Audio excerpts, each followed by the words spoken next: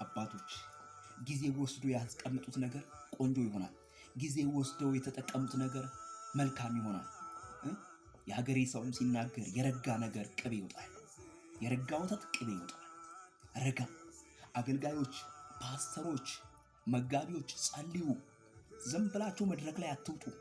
ያስታውቃል እኮ መድረክ ላይ ጸልያ ስትወጣ፣ መድረክ ላይ በእግዚአብሔር ቃል ተዘጋጅተህ ስትወጣ፣ ጾመ ስትወጣና ዝም ብለህ ስትወጣ ያስታውቃል። ጉባኤ ውስጥ የሚሰማ ሰው አለ። ጉባኤ ውስጥ መድረክ ላይ ቆሞ ከሚያገለግል የተሻለ ሰው አለ። ጉባኤ ውስጥ በእግዚአብሔር ቃል የሚጸልይ ሰው አለ። የበረታ ሰው አለ። ጉባኤ ውስጥ የእግዚአብሔርን ፊት የሚፈልግ ሰው አለ። ጉባኤ ውስጥ እግዚአብሔርን አናግሮ የሚመጣ ሰው አለ። አንድ ነገር እለዋለሁ እኔ ሁሉ ጊዜ ጌታዬ፣ አንተ በሌለህበት ቦታ አታኑረኝ። አየህ፣ ከመንገዴ ቅደም እለዋለሁ በኢየሱስ ክርስቶስ። በቤተ ክርስቲያን ራሱ እነግረዋለሁ፣ ጌታ ሆይ ቀድመህ ውጣ፣ ሂድ ከፊቴ በኢየሱስ ክርስቶስ። አንተ በሌለህበት መሆን አልፈልግም። በቃ የሆነ መድረክ ላይ አገልግዬ ከመድረክ የመድረክን ሞቀታ ከዛም በኋላ እዛው መድረክ ላይ ጥዬ መምጣት አልፈልግም። እየተቀጣጠልኩ ለወንድሜ ለእህቴ በምሰራበት ቦታ የእግዚአብሔርን ቸርነት ማውራት፣ በዝማሬ በምወጣበት ቦታ የእግዚአብሔርን በጎነት መልካምነት ማውራት፣ ከጓደኞቼ ጋር የእግዚአብሔርን ቸርነት ማውራት፣ ከወዳጆቼ ጋር የእግዚአብሔርን በጎነት ማውራት፣ የእግዚአብሔርን ታላቅነት ኃያልነቱን ማውራት። አየህ፣ ይሄ ነው በኢየሱስ ክርስቶስ። ድሮ ልጅ እያለን ለማጥናት ጊዜ ስለማይኖረን ሌላ ነገሮችም ስላሉ ያው ልጅ ስለሆን ማለት ነው ቶሎ ብለን መዝሙረ ዳዊትን ቶሎ ከፈት እናደርግና እናያትና ከዛም በኋላ እንሄዳለን። ኖ እንደዛ አይደለም። አሁን ትውልዱ በጣም የቴክኖሎጂ ዘመን ነው። በጣም ሪፈር እያነበበ ነው የሚመጣው።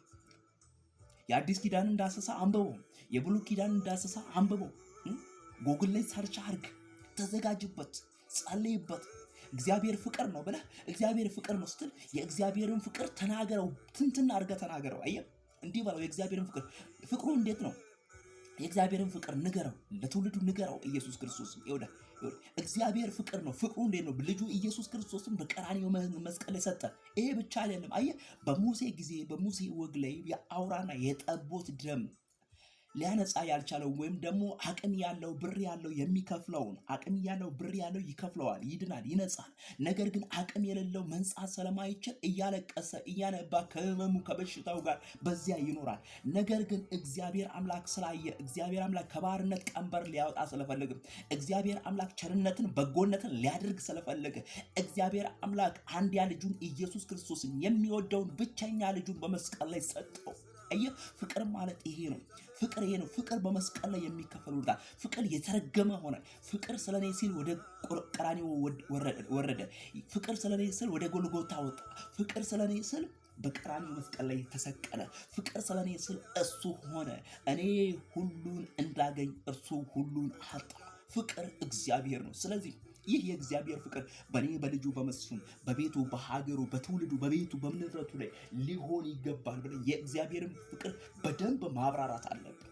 ስለዚህ ይህንን ፍቅር ለማብራራትም ደግሞ ማንበብ አለብን። ከማንበብ በላይ ደግሞ መጸለይ አለብን። ጸልይ።